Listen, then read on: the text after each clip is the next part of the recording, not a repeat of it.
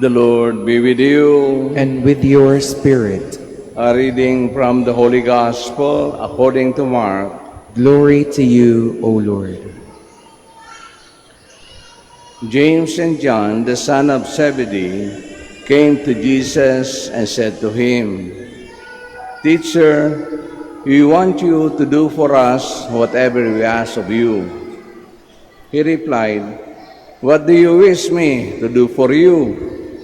They answered him, "Grant that in your glory we may sit at your right and the other at your left."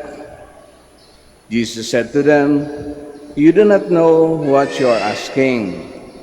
Can you drink the cup that I drink, or be baptized with the baptism with which I am baptized?" They said to him, "We can." Jesus said to them, "The cup that I drink, you will drink, and with the baptism with which I am baptized, you will be baptized. But to sit at my right or at my left is not mine to give, but is for those for whom it has been prepared." Then the 10 heard this. They became indignant at James and John. Jesus summoned them and said to them, "You know that those who are recognized as rulers over the Gentiles lord it over them, and their great ones make their authority over them felt. But it shall not be so among you. Rather, whoever wishes to be great among you will be your servant. Whoever wishes to be first among you will be slave of all. The Son of Man did not come to be served, but to serve and to give his life as ransom for many." The Gospel of the Lord. Praise to you, Lord Jesus Christ. Please be seated. Magandang umaga po muli sa ating lahat. Bago po ako bumaba kanina, nakikinig ako sa radyo. At ang pinag-uusapan sa radyo, ini-interview yung mga board passers ng mga doktor kahapon. No? At least merong 2 magulang at 2 top nurses na ini-interview. Sana all, dakila yung magulang, dakilang may estudyante. Kasi ang ganda ng kanilang sagot, no? Sabi nung mag-asawa, at least yung pinaghirapan namin ay nagkaroon ng bunga, no? Huwag natin pabain yung ganun lang sagot nila, napakaganda po. At yung sabi naman ng anak, sana matupad yung pangarap ko at ito na yon. Ganun, di magkadakila po. Sana ganun lahat tayo, no? Kapag merong recognition, merong bagay na magandang nangyari, makikita yung masaya. Ngunit ang tanong, ano? Tayo, hanggang kailan ba natin pananatilihin yung ganong attitude sa ating buhay?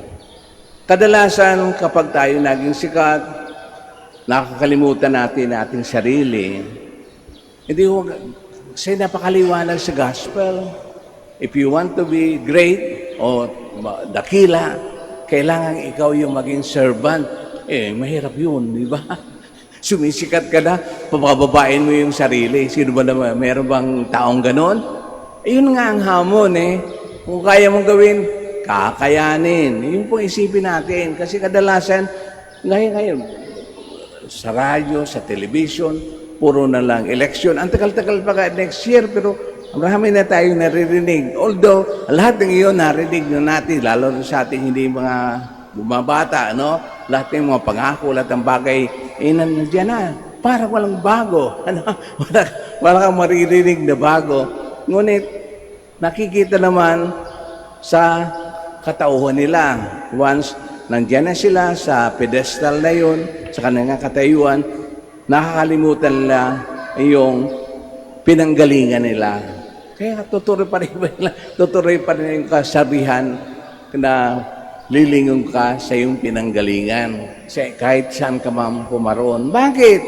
Sapagkat ang tendency natin, gusto natin laging mangibabaw sa iba. Gusto natin makilala tayo. Ito, okay naman yun. Wala namang masama doon. No?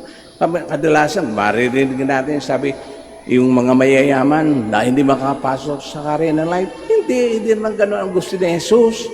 I-share nyo yung kayamanan nyo, yung kagalingan nyo sa iba. Hindi para lang yan sa inyong sarili. Kaya, yung mga masasabi mo, ikaw ay isang dakila sa harap ng Panginoon, sapagkat unang-una, yung mga bagay na nangyayari sa iyo, alam mong blessing yan sa Diyos. Hindi yan para lang sa iyo, no? Huwag mong akuin sa akin lahat. Kaya natin magawa yun. Ngunit, hindi yun ang magandang intensyon na dapat mangyari sa buhay natin. Di ba, masaya kung minsan makakita ng tao na hindi mo kakalain na ganun pala siya. Meron kami, lumaki ako sa eskwelahan. Meron kami imported na principal. Imported sapagkat nag-aral sa Amerika. Pag Amerika, mahusay yan, no? Hindi basta-basta yan. May dating, may tindig, no? Ganun ang impresyon naming mga pari, saka ganun ang impresyon ng mga co-teachers. Minsan pumunta kami sa baryo. Meron kaming outreach at naganda yung baryo, no? Ng pagkain. Order yung pagkain. Alam mo, sa baryo naman, no? Budol-budol ang nangyari, no? Yan ang mga marites. Si Prinsipala kaya, ano yan? Maghanap kayo ng gobyerno, ng kutsara, tinidor. Sabi namin, bakit naman? Budol-budol yan kamayan. Hindi yan magkakamay kasi di uso sa Amerika magkamay. Ay naku po, Pinoy pa rin po yan. Kahit na nanggaling sa Amerika, lumaki sa Amerika, Pinoy pa rin ang buso niya. Kaya nakita namin, nakipagdakmaan no sa harapang nandun sa hapag, no? Kaya yun, nalis yung impression nila. Okay, judgmental sa mga bagay na ganoon. Kaya ngayon ang palaging pinapalala sa atin, Panginoon. Lagi tayong magpakumbaba o be humble. Wala pong masamang mangyayari sa atin. Although, kadalasan, nagpakabait ka na, very humble ka na, still may mga taong sa tingin hindi mo kaya. Basta very judgmental ang dali. Alangan man, of course, ang unang tendency natin, awayin, no? Gumante. Hindi pa ganoon. Hindi ganoon gusto na Jesus. If you want to be great, if you want to be dakila, magserve ka. Hindi lamang sa pagsiserve sa Diyos, gaya ng nangyari dito sa dalawang kapatid.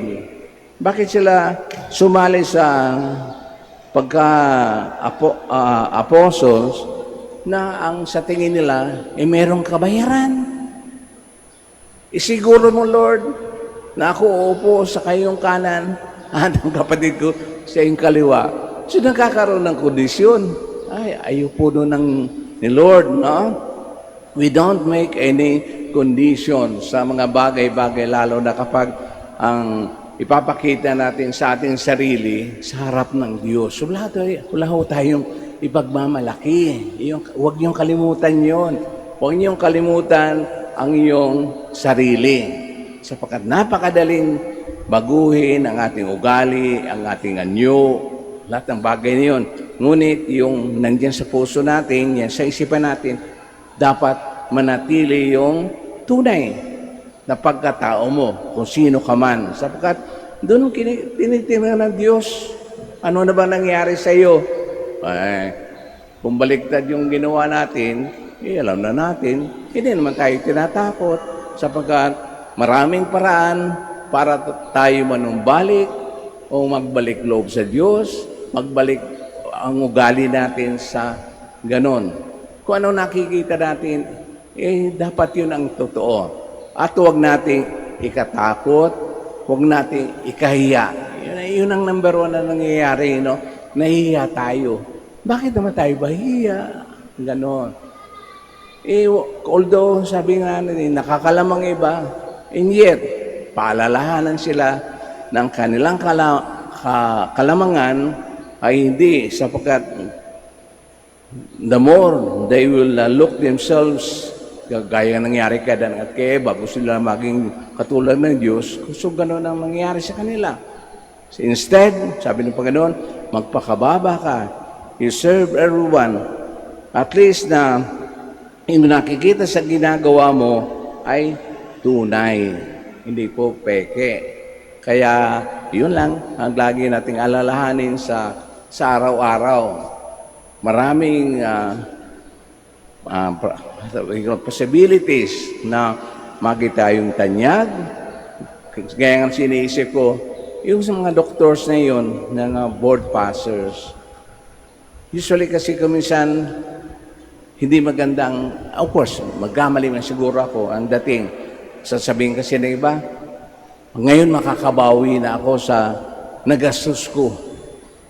Ganun pa naman, magdodoktor ka para bawiin mo yung nagastos sa iyo na maging doktor. Nakalimutan mo na yung una mong misyon kung gusto maging doktor, mangalaga sa mga may sakit. Di ba? Yun naman, hindi man tatanungin ni Lord pagdating ng panahon, oy, ikaw, naging doktor, no? Naging sikat na doktor. Hindi ba? Marami ka bang naipon? Hindi. Marami ka bang napagaling? Marami ka bang nailapit sa Diyos? Yan po ang dapat nating laging alagaan sa buhay natin. Maraming pangyayari, pagsubok, ngunit alam natin na ang lahat na yun ay sapagkat ginagawa tayo ng Diyos na, sabi nga, channel of His grace, no? Kung tayo matulungin, sigurado, maraming tulong ang darating sa atin sapagkat marunong tayong tumulong. Hindi tayo nabibigatan sa pagtulong. Hindi tayo nagiging maramot. No? Kapag maramot ka, naku, lalong magiging maramot ang Diyos sa iyo. No? Kadalasan pa nga, kamalasan ang dumarating sa iyo kapag maramot ka o hindi ka tumitingin sa kailangan ng iba. So always remember that. Napakasimple ng buhay na laging pinapalala sa atin ng Diyos. Hindi tayo nag-iisa. Kung gusto natin mahalin ng Diyos, ipakita natin yon sa ating pagmamahal sa ating kapwa. At yung pagmamahal sa ating kapwa ay tulad na rin ng pagmamahal natin sa ating mga sarili.